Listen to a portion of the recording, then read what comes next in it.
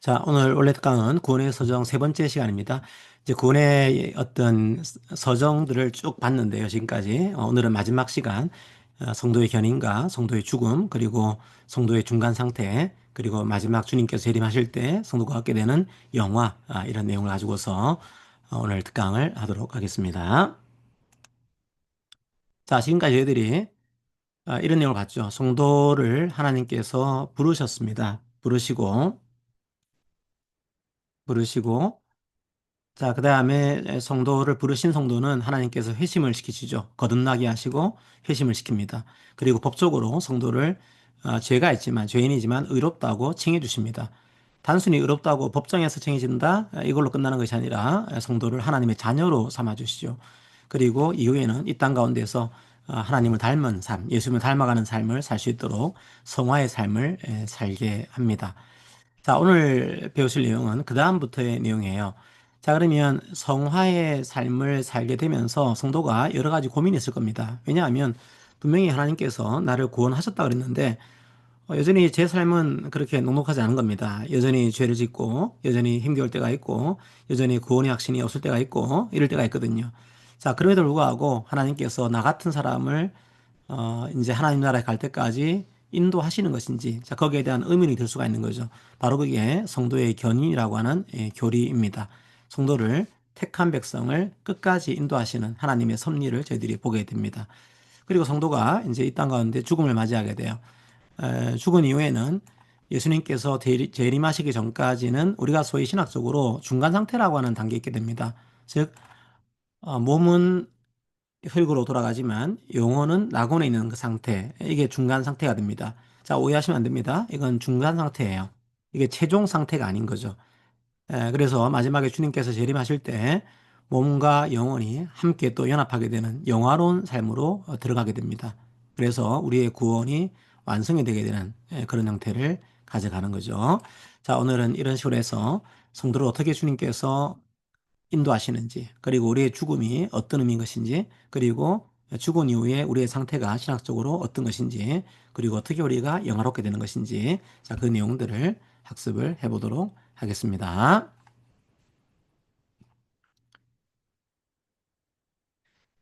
자, 이런 생각이 드는 거죠. 왜 이런 성도의 견인, 이제 견인이라는 게 견고하게 인내한다, 참는 뜻이거든요.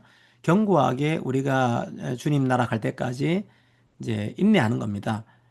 자, 이런 의문이 들죠. 우리가 살아가면서 분명히 나를 주님께서 의롭다 하시고 성화의 삶으로 인도하시는데 여전히 우리 삶에는 죄가 있는 겁니다. 그 다음에 또 보게 되면 처음 믿을 때 열정들이 조금씩 식어가죠.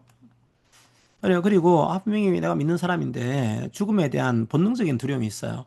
내가 믿는 사람이라고 한다면 죽음에 대한 두려움에서 해방이 돼야 되는데 여전히 거기에 대한 두려움이 있는 거죠. 그러다 보니까 내 구원이 정말로 확실한 것인가? 자, 여기에 대한 의문을 가질 때가 있는 겁니다. 자, 그때 여러분들이 하나의 질문을 던지셔야 됩니다. 나의 구원이 나의 그런 의지에 달려 있는 것인지 아니면 나의 구원은 여전히 하나님의 손에 달려 있는 것인지, 자, 이 질문을 하셔야 돼요. 이 질문에 답변을 하셔야지만 여러분이 이런 삶을 살아갈 수가 있습니다. 결론적으로요, 구원이 확실하다는 것은 나의 어떠함에 있는 것이 아닙니다. 우리 개혁주 신학에서는 내가 완벽하기 때문에 나를 구원하신다? 그렇지 않은 거죠. 사람은 여전히 하늘나라 가기 전까지는 여전히 불안전합니다. 불안하기도 하고 떨기도 하죠. 자, 나의 구원의 확실성은 내가 완전하게 살았기 때문이 아니라 하나님께서 약속하시기 때문에, 하나님께서 신실하시기 때문에 확실하다. 이 사실을 기억하시고 들어가실 필요가 있습니다. 자, 이게 로마서 8장 30절을 보시게 되면 이제 구원이 얼마나 확실한지에 대해서 이제 보통 신학자들이 이걸 황금 사슬이라는 표현을 붙였습니다. 이게 막 사슬이 하나로 연결되는 것처럼 연결이 되는 거예요. 자, 어떻게 하셨냐면 주님께서 택한 자들을 미리 정하시고요. 택하신 이후에 부르십니다. 부르신 자들을 의롭다고 하십니다. 그리고 의롭다 하신 사람들을, 자, 하나님께서 영화롭게 하셨다, 이런 표현을 쓰게 됩니다. 그러니까 이게 미리 정하셨고 그 다음에 부르셨고 이 성도들을 의롭다 하셨고 영화롭게 하셨고, 자, 이게 신기하게요, 다 아우리스트라 그러는데 부정 과거형으로 이 헬라어로 되어 있습니다. 그러니까 여러분들 생각할 때 영화롭게 되는 것은 우리가 마지막 날 영화롭게 되는 것 아닐까요? 그러면 영화롭게 된다는 것은 영화롭게 될 것이다 이렇게 하는 것이 맞을 것 같은데 그렇게 하지 않고 영화롭게 하셨다. 이게 부정과거형으로 이걸 선포하고 있습니다. 자, 이게 다 부정과거형이에요. 한마디로 미리 정하시고 부르시고 부르신 자들을 의롭다 하시고 의롭다 하신 사람들을 영화롭게 하셨고 이게 다 이미 성취된 사건이라는 것으로 설명을 하고 있습니다. 하나님께서 부르신 자들은 결국은 영화롭게 된다. 하나님의 약속은 이루어진다라고 하는 것들을 로마서 8장 3절에서 선포하고 있다. 이렇게 하시면 되겠습니다. 우리의 구원이 확실하다 이것들을 선포하고 있는 거죠. 자, 이걸 뭐라고 하는가 하면 성도의 견인이라고 그럽니다. 그러니까 우리가 이제 칭의를 얻고 성화를 하는 과정에서 여전히 우리가 죄를 짓죠. 여전히 우리 마음은 불안합니다. 하지만 끝까지 하나님께서 우리를 보호하시고 우리는 인내하게 됩니다. 자, 주의할 필요가 있습니다. 사실은 성도의 견이라고 하는 이 표현은 견고하게 성도가 인내한다는 뜻이거든요. perseverance라는 표현을 씁니다. 그러니까 이게 마치 내가 잘 참았기 때문에 구원받는 거야 이렇게 오해할 수가 있는데 원래 이 견인 요리는 내가 구원을 붙잡는 게 아니라 하나님이 나를 붙잡고 놓지 않으시는 것 이게 견인입니다. 그러니까 엄밀히 따지면은 우리가 일반적으로 이해하는 그 인내가 아닌 거죠. 나의 의지로 버티는 것 이걸 우리가 견인이라고 하지 않습니다. 오히려 divine preservation 하나님께서 나를 은혜의 상태에서 떨어지지 않도록 끝까지 지키시는 것 이걸 우리가 견인이라고 하게 되고 자 오히려 하나님의 보호에 가깝습니다. 보존에 가까운 거죠. 하나님께서 끝까지 택한 자들을 보존하신다. 이제 의롭다 하시고 의롭다 하신 분들을 결국은 영화롭게 하시고 이게 과거형이라고 그랬잖아요. 이게 마치 하나님의 입장에서는 완성이 돼버린 겁니다. 자, 그걸 반드시 기억하시고 여러분들이 약간 그런 생각이 들 때마다 하나님께서 나를 붙잡고 놓지 않으시는 거구나. 이걸 이해하시고서 이 견인 교육을 살펴보시면 좋을 것 같습니다. 하나님께서 지키시는 겁니다. 그러니까 구원에 안전하다는 것은 나의 의지가 아니에요. 그러니까 여러분들이 얼마나 안전하겠습니까? 이 땅 가운데서. 그렇게 안전하지 않습니다. 하나님께서 하지만 신실하시기 때문에 약속을 지키시는 겁니다. 하나님 약속은 내가 영생을 주겠다. 그리스도의 십자가를 믿는 자에게 영생을 주겠다. 그리고 영원히 그들은 멸망하지 않을 것이다. 그리고 주신 이 사람들을 내 손에서 빼앗을 자가 없을 거다. 예수님께서 선포를 하신 거죠. 우리를 선택하시고 부르신 하나님은 우리를 또 인도하시고 우리를 영화롭게 하십니다. 절대 실패하지 않으시는 거죠. 우리가 이 땅 가운데서 우리의 구원을 놓칠 수 없는 것도 하나님의 보존하심 때문이다. 이걸 반드시 기억하시면 좋겠습니다. 우리의 그런 완전함이 아니라 삼위 하나님의 보증이에요. 성경을 보시게 되면 삼위 하나님께서 택한 자들을 영원히 인도하신다. 그 구절들이 많이 나와 있습니다. 자, 성부 하나님께서는 내가 영원한 사랑으로 사랑했다. 이런 식으로 선포를 하시고요. 성자 예수님께서는 십자가의 공로로 이제 그들을 구원했고 내가 친히 그들을 위해서 간구하고 있다. 성자 예수님도 이 사실을 지금 보증하고 있습니다. 성령 하나님께서도 성령으로 인시심을 받아서 성령 하나님이 우리 속에 내주하시고 이것들을 우리 마음에 적용해 주시는 거죠. 우리를 누구도 이런 사랑에서 끊을 수가 없습니다. 우리가 아니라요. 삼위 하나님께서 우리를 놓치지 않는 겁니다. 그 사실을 기억하면서 위로를 얻으시기를 바랍니다. 자, 하지만 주의해야 될 측면이 있습니다. 그러면 이제 우리가 막 살아도 관계없는 거냐? 이걸 많이 오해하시는 거죠. 하나님께서 택하신 자들을 반드시 포기하지 않는다라고 했으니 우리가 이 땅 가운데서 마음대로 살아도 우리는 구원받는 거냐? 그래서 우리 막 살아보자 이렇게 생각을 하는 거죠. 그렇게 생각하는 것 자체가 상당히 정말로 구원받은 자인들을 의심하게 하는 생각인 겁니다. 왜냐하면 하나님께서 보존하실 때 그냥 네가 마음대로 살아도 내가 너를 지킬 거야 이렇게 만드시는 게 아니에요. 우리는 믿음을 가지고 있어야 됩니다. 자, 하나님의 은혜가 작동하는 방식은 신자의 믿음입니다. 자, 오해하시면 안 돼요. 하나님의 은혜 50%, 신자의 믿음 50%. 그래서 우리를 끝까지 지키시는 거다. 이렇게 오해하시면 안 됩니다. 하나님께서 은혜를 주시는 통로가 바로 신자의 믿음입니다. 그러니까 우리를 포기하지 않고 끝까지 인도하시는 것도 전적인 하나님의 은혜인 거죠.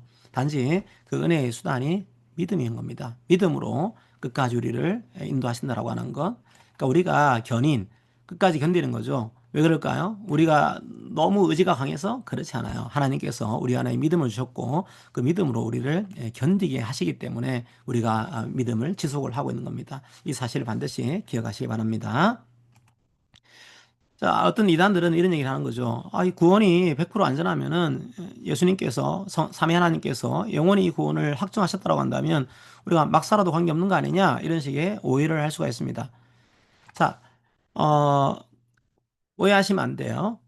인간도 사람은 영원한 하늘나라에 가기 전까지는 일시적으로 죄에 빠질 수가 있습니다. 우리가 완전하게 이 땅 가운데서 살 수가 없습니다. 심지어 누구도 죄를 지었을까요? 베드로도 죄를 지었고요. 구약에서 그 유명한 왕이었던 다윗도 죄를 지었습니다. 자, 이 땅 가운데서는 그렇게 살아간다라고 하는 거죠. 자, 근데 문제는 뭘까요? 자, 그렇게 성도들이 죄에 빠질 때 경우에 따라서는 하나님께서 징계하십니다. 성도들은 어떤 그 징계를 받을 때 성도라고 한다면 이 징계가 나의 죄 때문이 아닐까라고 하는 것들을 당연히 고민하게 됩니다. 모든 징계는 죄 때문에 오는 것은 아닙니다. 하지만 또 성도들은 고민하게 되는 거죠. 혹시나 내가 하나님 앞에서 잘못한 것이 없을까? 이런 것들을 또 생각하게 됩니다. 하지만 내가 믿지 않는 사람들은요, 그렇게 생각하지 않는 거죠. 이게 나의 죄 때문에 오게 되는 하나님의 징계일 것이다. 그렇게 생각하지 않습니다. 자, 그 다음에 또 죄에 빠지게 되면 성령님께서 근심하십니다. 성령님께서는 우리를 로봇으로 만들지 않았어요. 그냥 가만히 있으면 이제 마치 기계처럼 움직이는 그렇게 만들지 않으신 거죠. 우리가 자유의지를 가지고서 움직이게 하시는 겁니다. 그래서 우리가 행동할 때도 자유를 가지고 행동하는 겁니다. 하지만 우리가 죄에 빠질 때 성령께서는 근심하십니다. 그리고 우리도요. 자꾸 그런 죄에 빠지게 되면 구원의 확신을 상실하게 됩니다. 이런 나라가 과연 구원받을 수 있을까라고 하는 것들을 상실하게 되는 거죠. 자, 하지만 이런 식의 생각을 한다는 것 자체가 하나님께서 나를 인도하시는 거구나. 그 결과일 수 있습니다. 왜 그런가 하면 믿지 않는 분들은 이것들을 깨닫지 못합니다. 이것이 하나님의 신기한 것인지 성령님께서 내가 죄를 지었을 때 얼마나 근심하시는 것인지 그리고 내가 구원에 대해서 얼마나 신중하게 생각하고 있는 것인지 고민하지 않는 거죠. 하지만 성도들은 그럴 때마다 죄를 지을 때마다 고통스러워합니다. 깨닫게 되는 거죠. 반드시 성도들은 회개의 자리로 돌아갑니다. 자, 이게 있어야 되는 거예요. 인간이 아무렇게나 살아도 된다? 그런 교리가 아닙니다. 어, 이제 이 내용들은 하나님께서 인도하시기 때문에 다시 회개의 자리로 돌아오기를 촉구하는 교리인 거죠. 하나님의 은혜를 믿으면서 다시 돌아오세요. 이 교리로 여러분들이 삼으시길 바랍니다. 여기서 이제 교단마다 아주 중요한 교리 차이가 있긴 한데요. 특별히 우리 저기 개혁주의 장로교를 이제 중심으로 한 개혁주의 신학과 조금 감리교 신학 같은 것들이 조금 차이가 있습니다. 어떤 차이가 있는가 하면 하나님께서 분명히 택하신 자들을 포기하지 않는다라고 하셨는데 이제 배교하는 분들이 있거든요. 이제 이 우리의 신앙을 버리고 떠난 분들이 계세요. 그러면 의문이 드는 거죠. 아니, 하나님께서 택한 자들은 분명히 포기하지 않고 영원히 함께 하신다고 했는데 저 사람들은 떠나지 않았냐? 뭐 죽을 때까지 예수를 믿지 않고 떠난 겁니다. 그러면 그 교리가 문제가 있는 거 아니야? 라고 하는 측면이 생길 수가 있습니다. 자, 그때 우리 개혁주 입장은 이렇게 설명합니다. 아예 그분은 교회 내에 있었지만 처음부터 중생하지 않는 분들 이렇게 설명하는 거죠. 그러니까 우리의 구원에서 끊어지는 것은 없다라고 하는 겁니다. 하나님께서 우리를 택하셨으면 하나님의 택하심은 실패가 없다는 거예요. 자, 그런데도 그 사람이 넘어졌다는 것은 애당초 처음부터 회심하지 않은 분이 교회에서 회심한 사람과 동일한 외양을 가지고서 행동을 하고 있었다는 거죠. 자, 하지만 알미니안 쪽이라든지 감리교 신학 쪽에서는 뭐 이렇게 설명하는 거죠. 구원받았지만 구원에서 떨어질 수도 있다. 하나님 예수님을 교회가지고 믿지 않고 나중에 떠나게 되면 구원받지 않을 수도 있다. 구원에서 탈락할 수도 있다. 자, 이런 식의 설명을 하게 되는 겁니다. 사실은 이제 맥락은 뭐 유사합니다, 실제로. 그러니까 이 개혁주의 신학과 이 알미니안 감리교의 신학이 약간의 차이가 있긴 하지만 결과적으로 개혁주의는 나중에 배교한 사람들을 향해서 처음부터 믿음이 없었던 분 이렇게 설명하는 것이고 또 이제 다른 쪽에서는 구원받았다고 하더라도 나중에 구원해서 탈락할 수 있다 이렇게 설명하는 그런 차이가 있는 겁니다. 자, 우리는 개혁주 입장을 가지고 있다 보니까 아예 처음부터 믿지 않았던 분 이런 식으로 이 내용들을 설명을 하고 있는 거죠. 하나님의 택하심은 실패가 없으니까요. 자, 그리고 이 성도라고 한다면 넘어질 수 있습니다. 당연히. 여러분도 쓰러질 수 있고, 죄를 지을 수가 있어요. 하지만 다시 돌아옵니다. 결과적으로. 하지만 배교자라는 분, 그러니까 처음부터 그 속에 믿음이 없었던 분들이 거죠. 이런 분들은 아예 처음부터 중생하지 않은 분으로 설명하게 되는 겁니다. 대표적으로 가룟유다입니다. 가룟유다는 이제 당초 처음부터 참된 생명이 없었던 것으로 개혁주의에서는 이해를 하고 있는 거죠. 자, 그래서 여러분들이 만약에 일시로 넘어졌습니다. 넘어짐 자체로 이렇게 여러분들이 낙담하시면 안 되고요. 물론 이제 고통, 이 죄로 인한 그런 고통이 있습니다. 하지만 다시 그때마다 주님께로 돌아오시기 바랍니다. 그럼 주님께서 우리를 인도하시고 포기하지 않으시고 우리를 사랑하십니다. 자, 이렇게 여러분들이 이 교리를 이해하시면 좋겠습니다. 자, 그다음에 또 한 가지의 내용으로 죽음을 보겠습니다. 우리가 참 사람이 죽음을 두려워하죠. 그렇겠죠? 참 죽음을 두려워합니다. 근데 예수님께서 오신 이유가 죽음을 두려워하는 사람들을 자유롭게 하기 위해서 오신 거거든요. 근데 저도 가끔 그런 생각이 들어요. 예수님이 죽음을 두려워하는데 이런 생각이 드는 거죠. 근데 제가 볼 때는요, 이런 생각이 들더라고요. 죽음 자체를 두려워한다고 보다도, 죽음에 이르는 과정은 두려운 것 같아요. 저도 주위에 여러분들이 돌아가셨고, 또 저희 아버지도 돌아가셨고, 이런데, 이제 이 땅 가운데 나이가 드시고 또 병을 얻으시고 하는 과정이 고통스럽죠, 당연히. 아프고 이런 것들이 너무 힘든 겁니다. 그래서 그 과정이 좀 두려운 겁니다. 하지만 저희 아버지도 돌아가실 때 그런 말씀하셨거든요. 죽음 자체가 두렵지 않다. 근데 죽음의 과정이 너무 힘든 거예요. 아프시고 이제 병이 드시고 하게 되면은. 자, 하지만 죽음 자체는 오해하시면 안 됩니다. 죽음이 우리의 죽음은요, 성도들의 죽음은 형벌일까요? 형벌이 아닙니다. 왜요? 주님께서 형벌을 받으신 거예요. 죽음조차도 주님께서 다 형벌로 받으신 겁니다. 신자에게 죽음은 형벌이 아닙니다. 그래서 반드시 그 사실을 기억할 필요가 있어요.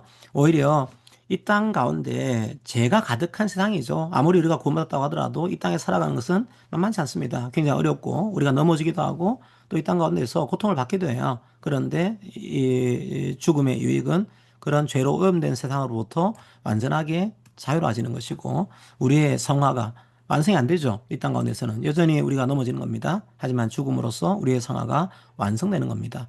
이게 형벌이 아니라 우리 기독교에서는 이게 영광으로 가는 관문. 주님께서 이 죽음을 극복하신 겁니다. 죽음조차도 주님께서 다 받으신 거죠. 우리 영광으로 가는 관문이다. 이렇게 이해하시고요. 죽음은 죄의 형벌이 우리 신자들에게는 아닙니다. 이 형벌을 주님께서 받으신 겁니다. 오히려 이 죽음은 성도들에게는 성화의 완성이라고 보실 필요가 있습니다. 그러면 이제 또 어떤 분들이, 그러면 죽음을 이게 뭐 기뻐해야 되는 겁니까? 그렇지 않죠. 죽음은 당연히 슬픈 겁니다. 만약에 주위에 있는 가족이라든지 다른 분이 돌아가셨어요. 당연히 슬프죠. 얼굴을 볼 수가 없는데요. 이제 아무리 우리가 잠깐이라고 하더라도 이제 그 손을 만질 수가 없고 그 목소리를 들을 수가 없어요. 당연히 슬프고 고통스럽죠. 그렇지 않다라고 한다면 인간성이 소멸된 사람인 겁니다. 예수님도 나사로의 죽음을 슬퍼하셨어요. 그리고 스데반이 죽었을 때 많은 초대교회 성도들이 함께 울었습니다. 그게 당연히 우리 속에 담겨져 있는 하나님의 본성이죠. 자, 하지만 그 슬픔은요, 또 소망의 슬픔이기도 합니다. 지금 당장은 너무 슬프지만 또 앞으로 우리의 죽음은 끝이 아니라 다시 만나게 될 그날이 있다라고 하는 것들을 믿으면서 소망의 슬픔이 되는 겁니다. 슬퍼하지 않는 것도 성도들에게는 이상한 것이고 그렇다고 해서 완전히 모든 것이 끝났다 이런 식의 슬픔도 성도들에게는 어울리지 않습니다. 소망의 슬픔이죠. 그 슬픔이 우리의 죽음을 대하는 자세라고 볼 수가 있습니다. 우리 자신에 대해서는 여러분들이 죽음의 두려움에서 벗어나시고 타인의 죽음 볼 때는 슬픈 하지만 또 소망이 있는 그런 마음으로 죽음을 바라보시면 좋겠습니다. 이것 자체가 성도에게는 형벌이 아니라고 하는 것 기억하시고요. 자, 그러면 우리가 만약 이 땅을 이제 죽었습니다. 그러면 이걸 어떻게 하는가 하면 이걸 중간 상태라 그럽니다. 신학적으로는요. 그럼 왜 중간 상태라는 표현을 쓸까요? 아직 이게 완결이 아니라는 거예요. 그냥 예수님이 재림하시기 전까지 중간에 우리의 몸과 영혼이 어떻게 되는 것이냐, 이 상태로 이해할 필요가 있습니다. 자, 그러면 중간 상태. 한 사람이 죽게 되면은 성경에 따르게 되면 그 영혼과 육체가 분리되는 거죠. 그래서 영혼은 낙원에 가게 되고 낙원에서 즉각적으로 죽은 이후에 복락을 누리게 된다. 하나님과 함께 사귐을 가지게 되는 겁니다. 육체는요, 예, 흙으로 돌아가는 거죠. 육체는 흙으로 돌아가서 이제 영과 연합하게 될 그 부활을 기다리게 됩니다. 자, 오해하시면 안 되는 게, 어, 영혼이 어떻게 될 거냐. 성경의 입장에 따르게 되면 영혼은 죽음 즉시로 주님과 함께 거하게 됩니다. 영원한 복락을 누리게 되는 거죠. 자, 근데 영혼에 대해서 많은 비성경적인 견해들이 있습니다. 자, 뭐가 있는가 하면 첫 번째로 이제 가톨릭에서는 연옥설을 가지고 있습니다. 이거 뭔가 하면 바로 이제 천국에 가는, 낙원에 가는 게 아니라 아직까지 이 땅에서 공로나 보상이 약한 분들은 이게 정화 과정을 밟아야 돼요. 죄와 그런 찌꺼기들을 없애야 되는 거죠. 그래서 연옥에서 좀 속죄를 해야 된다. 자, 이런 식의 주장이 있습니다. 자, 이거는 예수님의 속죄가 부족하다는 주장일 수 있겠죠. 그러니까 인간의 행위도 필요하다는 입장이다 보니까 예수님의 속죄만으로는 부족하니까 연옥에서 죄의 정화를 거쳐야 된다. 이런 주장인 겁니다. 경우에 따라서는 영혼 수면설이라고 하는 입장도 있습니다. 자, 이 입장에 나온 기본적인 이유는 우리가 성경을 보게 되면 죽은 사람들에 대해서 잠잔다 이런 식의 표현 많이 쓰거든요. 거기서 이제 아, 영혼은 잠들어 있구나. 주님 다시 오실 때까지 영혼은 자고 있다. 이렇게 생각하는 거죠. 근데 그런 의미는 아닙니다. 영혼이 잠들어 있다는 그런 의미는 일시적이라는 의미인 거죠, 이게. 그래서 이거는 뭐 일시적인 걸로 이해를 하셔야지 영혼이 잠들어 있는 거야. 이런 주장은 너무 이걸 직설적으로 해석을 한 거죠. 그 다음에 또 일부 교리에서는 교단이 아니고 이단들은 뭐라고 하는가 하면 영혼이 아예 사라지나 봅니다. 그러니까 영혼이 멸절되는 거죠. 그 옛날에 제가 일본 영화 중에 그 데스노트라고 하는 아주 그 호러 영화 비상이 있는데 옛날에 본 적이 있어요. 보니까 그 괴물이 와가지고 악한 사람한테 그런 얘기를 해요. 네 영혼은 무다 이렇게 무다. 그러니까 너는 아예 이제 죽으면은 이렇게 죽으면은 없어진다 이런 얘기를 합니다. 이런 거죠. 영혼 멸절설. 영혼이 없어진다 이런 주장도 있습니다. 하지만 성경은 중간 상태에서는 몸을 떠나서 주와 함께 바로 가게 됩니다. 이게 뭐 의식이 없는 상태에서 잠들어 있는 상태인 거냐? 그렇지 않아요. 의식 있는 상태에서 기쁨을 누리게 됩니다. 자, 그런데 이게 중간 상태입니다. 왜 그럴까요? 이 상태에서는 몸이 없는 거죠. 영혼이 지금 영혼만 존재하면서 영혼이 기쁨을 누리고 있는 겁니다. 하지만 성경은 항상 전인격을 얘기합니다. 하나님이 우리를 처음 창조하실 때도 몸과 영혼을 분리해서 창조하지 않았습니다. 한 개체로 연합된 상태로 우리를 창조하셨죠. 따라서 중간의 상태에서의 낙원은 복된 상태이기는 하지만 비정상 상태? 약간 완전하지 않다는 거예요. 왜냐하면 몸이 없기 때문에. 하지만 복된 상태이기 때문에 죄를 짓지는 않습니다. 하지만 기다리는 거죠. 뭐를 고대하면서요? 몸의 부활을 고대하면서요. 성경은 육신을 정죄하지 않습니다. 이게 그리스의 철학은 영은 이제 거룩하고 육은 속하다. 뭐 이런 식의 영육 간의 이혼법을 얘기하지만 성경은 이혼론을 주장하지 않습니다. 영과 육이 다 하나님의 창조물로서 다 보시기에 좋았던 그런 존재인 거죠. 그래서 중간 상태에서는 이제 주님이 재림하실 때 영혼과 몸이 함께 연합하게 될 그날을 기다리게 됩니다. 그리고 그 속에서 안식하게 되는 거죠. 아직은 완전하지 않습니다. 왜요? 이제 몸과 영혼이 함께 연합해서 부활하게 될 그날이 남아있기 때문이죠. 예, 그게 바로 영화입니다. 예수님이 재림하실 때 우주적인 사건이죠. 예수님 재림은요. 그래서 모든 육체가 그것들을 볼 것이다라고 성경은 예언을 하고 있습니다. 그때 우리의 영혼과 이제 육체까지도 다시 재결합하게 됩니다. 이제는 죄의 존재 그 자체로부터 영원한 구원을 받게 되는 그게 바로 우리의 영화입니다. 아, 그러니까 이 많은 분들이 계속 중간 상태에서만 생각하시다 보니까 아, 우리 영혼이 살아있는 것이고 육체는 이제 의미가 없는 거다. 이렇게 오해하는 분 계신데 그렇진 않습니다. 예수님 재림하실 때 우리는 부활체라 그러죠. 부활의 영광스러운 몸을 입게 됩니다. 자, 과연 그러면 영혼과 육체가 함께 연합하게 된 그 부활체의 모습이 어떠한가? 우리가 정확히는 알 수 없어요. 하지만 예수님의 부활의 모습을 보면은 어느 정도는 짐작은 가능하죠. 예를 들면 예수님께서 오셨는데 시공간의 제약을 좀 받지 않는 것 같습니다. 예를 들면 예수님이 문이 닫혀 있는데 오세요. 그 제자들이 영인 줄 알고 놀라거든요. 왜냐하면 문이 닫혔는데 육체라고 한다면 들어올 수가 없잖아요. 근데 갑자기 들어오신 겁니다. 또 갑자기 사라지세요.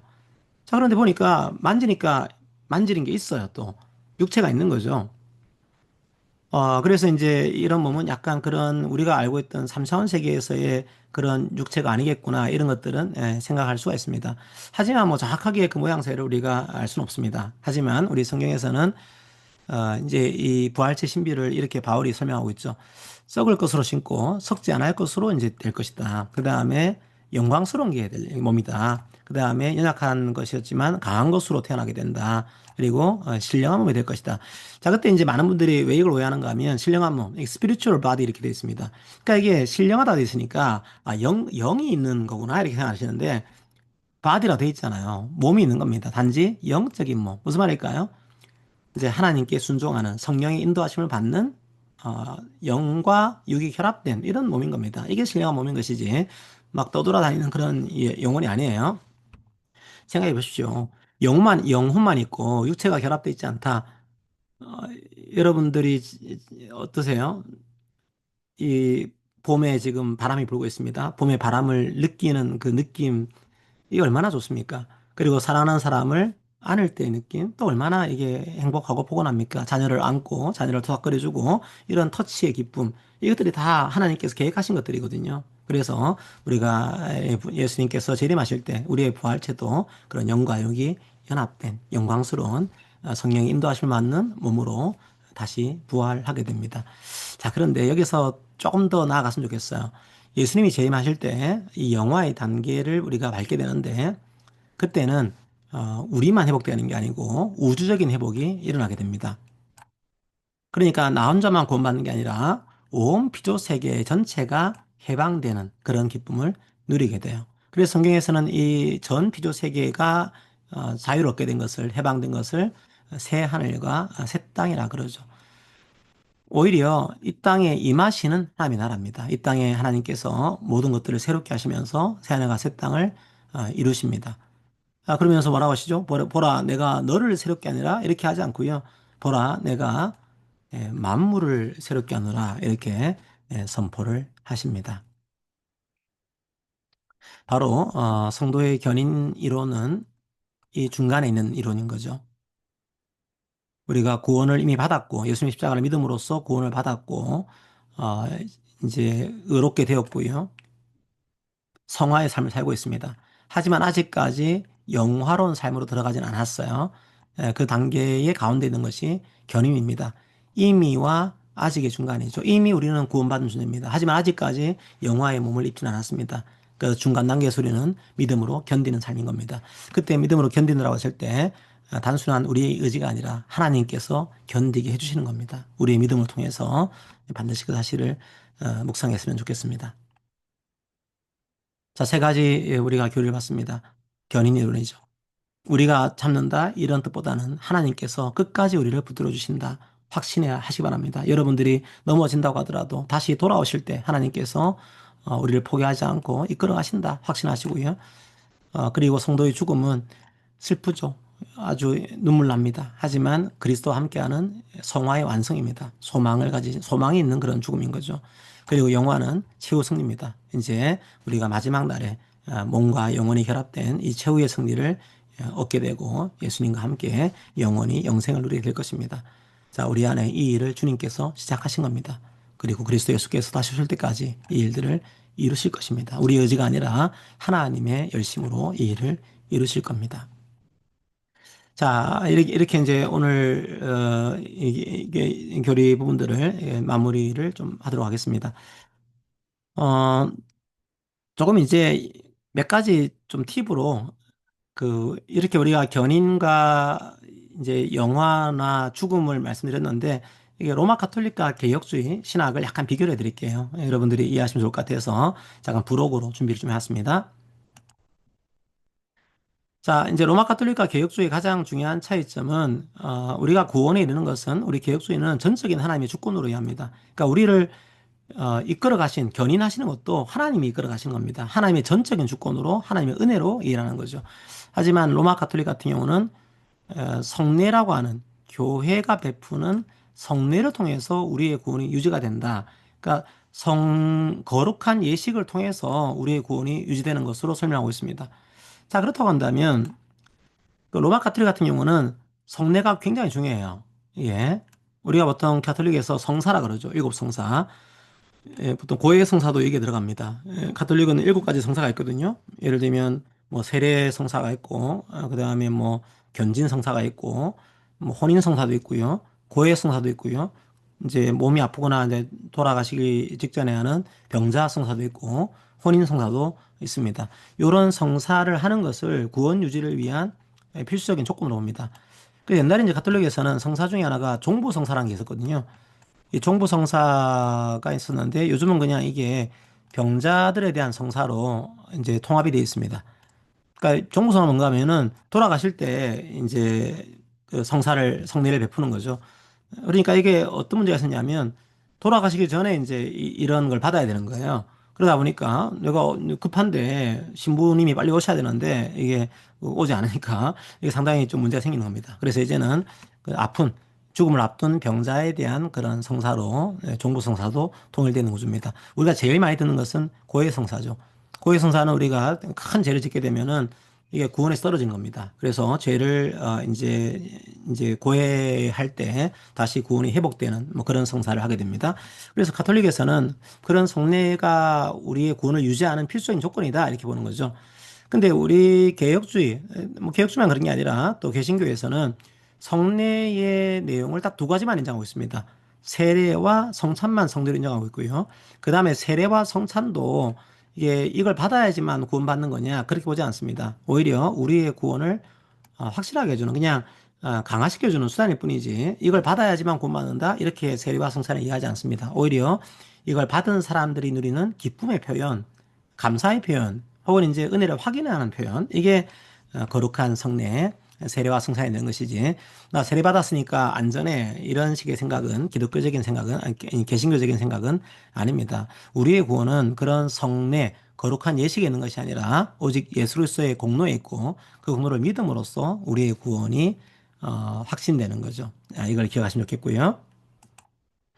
자, 그래서 항상 논쟁이 되는 것 중에 하나가 한 번 구원받은 사람은 영원히 안전한 거냐라고 하는 요거는 개신교 안에서도 약간의 논쟁이 있습니다. 오늘은 제가 그 내용들은 상세히 말씀드리지 않고요. 우리 개혁주의는 이거는 하나님께서 택하셨기 때문에 끝까지 하나님께서 인도하신다. 절대 확실하다. 이게 우리 개혁주의 입장입니다. 자, 오해하시면 안 돼요. 만약에 이렇다고 해서 함부로 살아가야지 이런 마음을 가지고 있으면요. 그거는 진짜 구원받은 사람일까라는 것들을 고민을 해봐야 됩니다. 그 마음속에 약간의 뭐 빗나갈 수 있죠. 넘어질 수도 있고. 하지만 그 마음속의 성향이, 성품이 성령님의 열매를 맺게 되는 성품을 갖게 되거든요. 그러니까 그런 생활을 한다는 것 자체가 상당히 개혁주의의 그런 내용이 아닌 겁니다. 가톨릭은 좀 이제 이 구원이 불확실한 거죠. 왜냐하면 성례에서 이게 떨어지게 되면은 구원이 이제 놓칠 수도 있는 겁니다. 그래서 큰 죄를 짓게 되면요. 은혜의 상태를 잃게 되는 거죠. 구원을 잃게 되는 겁니다. 그럼 회복을 하기 위해서는요. 고해 성사를 해야 되는 이 고해라고 하는 성례를 통해서 이게 회복되는 그런 구조입니다. 그러니까 마틴 루터가 왜 자꾸 구원을 확실하지 않았냐면 이런 가톨릭의 영향이 있다 보니까 계속 죄를 짓는 거예요. 마음의 양심이 깨끗한 사람이었기 때문에 죄를 질 때마다 다시 고해 성사를 하고 그래서 다시 마음의 안정을 얻고 가다가 또 죄를 지니까 불안하니까 또 고해 성사를 하고 왜냐하면 고해 성사를 해야지만 이게 구원이 유지가 되니까요. 하지만 우리 개신교에서는 이런 식의 고해 성사를 이제 하지 않더라도 주님의 십자가 공로로 우리는 구원받았다. 이것들을 확신하는 거죠. 그런 차이들이 있습니다. 자, 그리고 내가 구원받았다. 여러분 확신하십니까? 이거 어떻게 알 수 있나요? 나중에 제가 조금 그 웨인 고르뎀 그 교수님의 조금 분별하는 방법을 말씀드릴 건데 우리는 왜 이걸 확신하는 겁니까? 내 의지가 아니에요. 내 성례가 아닙니다. 하나님의 약속입니다. 하나님께서 약속하셨기 때문에 확신하는 것이고 성령께서 그 확신을 약속을 우리로 하여금 누리게 하시는 거죠. 이걸 이유로 확신하는 것이지 나의 의지라든지 내가 세례받았어, 내가 성찬을 받았어 이것으로 확신하는 것이 아닙니다. 그런데 또 로마 가톨릭은요 이 확신을 경계합니다. 확신할 수 없다는 거죠. 아까도 하지만 고해성사 하지 않으면 구원에서 떨어질 수도 있고 확실하지 않은 겁니다. 그래서 오히려 확신하는 것이 교만이다 이런 생각을 가지고 있습니다. 우리 개신교의 일부 교단도 이런 유사한 생각들이 있는 것도 있어요. 그러니까 약간 신학적인 바운더리가 워낙 다양하다 보니까 그렇습니다. 네, 카톨릭은 죽을 때까지 성례에 충실해야지만 구원에 이른다라고 하는 생각을 가지고 있는 겁니다. 자, 그리고 죽음과 중간 상태에 대한 내용을 잠깐 보겠습니다. 자, 우리는 죽음 즉시로 영원히 그리스도와 함께 복락을 누린다. 중간 상태이긴 하지만, 그죠? 아직까지 몸이 연합하지 않은 그런 상태이긴 하지만, 이 영혼은 복락을 누리는 겁니다. 자, 하지만 로마 가톨릭에서는 구원에 이를 만한 공로가 없는 사람들은 이 죄가 남아있는 겁니다. 죄에 대한 정화의 과정을 거쳐야 돼요. 죄의 벌에 대한 것들을 받아야 되는 거죠. 그래서 연옥이라는 곳에서 고통스러운 정화를 거친 다음에 이제 천국에 가게 되는 이런 단계로 설명을 합니다.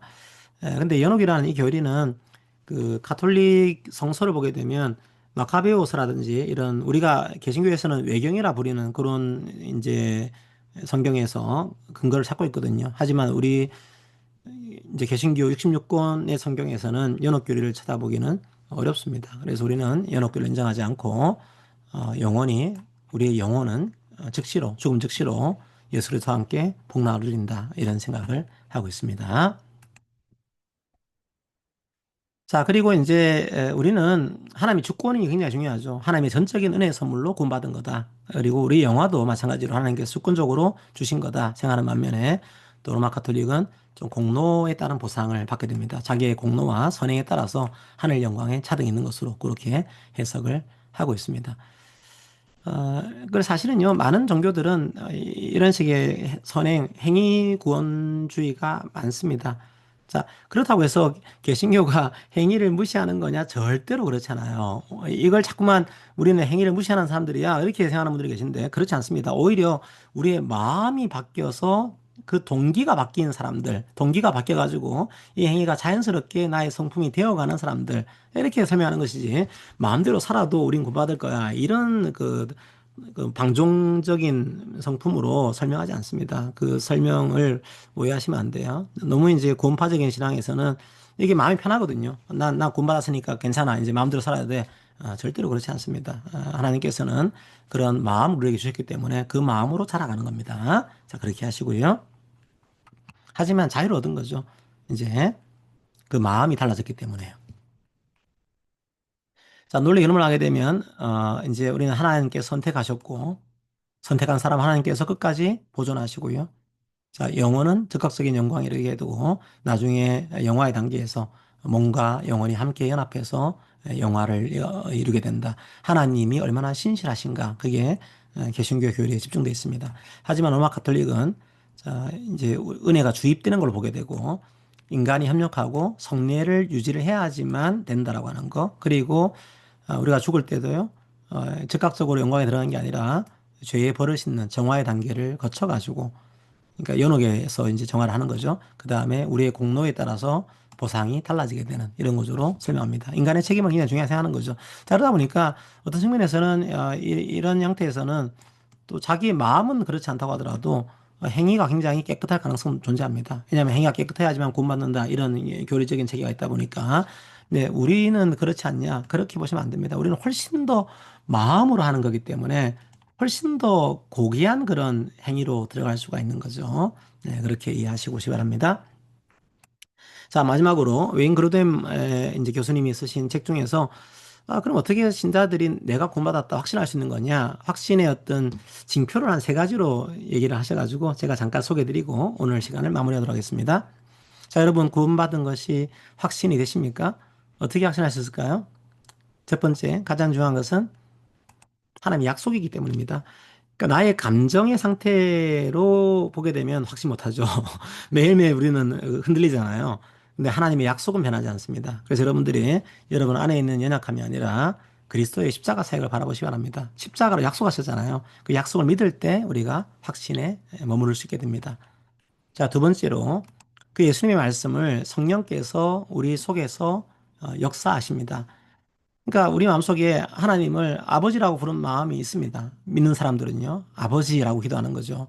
그리고 주님 너무 감사합니다. 십자가로 저를 구원하셨군요. 이런 사랑이 있습니다. 그리고 죄를 지을 때 그 죄에 대한 애통함이 있어요. 왜냐하면 주님께서 이 죄 때문에 우리를 위해서 돌아가시고 이제 우리를 용서하셨는데 그럼에도 불구하고 우리가 죄를 지을 때 예수님의 십자가를 생각할 때 너무 슬픈 거죠. 자, 이런 것들이 우리 마음속에 있는 겁니다. 자, 이런 것들이 성령께서 우리 영과 더불어서 이런 것들을 통해서 우리가 하나님의 자녀인 것을 증언하십니다. 성령께서 이 사실을 증거해 주시는 거죠. 자, 만약에 여러분들이 마음속에 이런 것들이 약해질 때가 있죠. 자, 하지만 이런 마음이 아예 없다 그러면요. 뭐 그거는 구원에 대한 그 확신하시면 안 됩니다. 오히려 거짓 확신이 될 수 있는 거니까 여러분 다시 한번 여러분 상태를 점검을 해보시면 좋겠습니다. 그리고 마지막으로 또 하나 중요한 거, 구원받은 사람은 반드시 삶에서 하나님 말씀에 순종하는 성령의 열매를 맺게 됩니다. 사랑과 희락과 평과 오래 참음과 자비와 양성과 충성과 온유와 절제라고 하는 그런 열매를 맺게 돼요. 그런데 우리가 그런 열매가 완전하지 않잖아요. 그러면 내가 이게 구원받지 않은 건가? 그렇지 않습니다. 분명히 우리의 믿음은 삶의 변화를 동반합니다. 왜냐하면 우리의 마음, 우리의 성품이 달라진 거기 때문에 자연스럽게 성품이 변화되는 거죠. 근데 변화되는 과정이 있는 겁니다. 완벽할까요? 완벽하지 않습니다. 때로는 희락하지 않고 괴로워하고 때로는 미워하고 이렇게 할 때가 있단 말이에요. 자, 중요한 것은 하나님을 향한 방향성입니다. 이제 조금씩 그 방향을 이제 다시 이어가는 거죠. 방향을 틀어버린 겁니다. 하지만 방향을 틀었다고 하더라도 그 변화는 조금 약할 수도 있어요. 그래서 여러분들이 내 마음속에 이런 성령의 열매에 대한 사모함을 가지고서 이 삶이 변화되고 있는가 이것들도 점검하시기 바랍니다. 완벽해야 된다라고 하는 생각을 하시면 안 됩니다. 우리는 죽을 때까지 완벽해질 수가 없는 사람이에요. 그래서 내 삶에 대해서 주님 말씀 들을 때, 말씀이 참 즐겁다. 내가 이 말씀에 순종을 해야지. 그리고 내가 이웃을 사랑해야지. 이런 변화가 있는 거냐. 이것도 우리 구원의 확신의 증거가 된다라고 하는 것. 이걸 여러분들이 기억하시면 좋겠습니다. 자, 오늘은 이제 구원론에 대한 마지막 단계의 내용을 봤습니다. 성도 여러분들이 이것들을 기억하시고 참된 확신과 참된 기쁨을 누리시고 또 여러분들이 죽음과 이후의 삶에 대해서도 정확한 인식을 가지시고 우리가 그런 삶을 바라보는 태도들이 달라지는 또 우리의 성품이 달라지는 그런 기회가 되셨기를 바랍니다. 자, 그럼 오늘 강의는 이것으로 마무리하도록 하겠습니다. 감사합니다.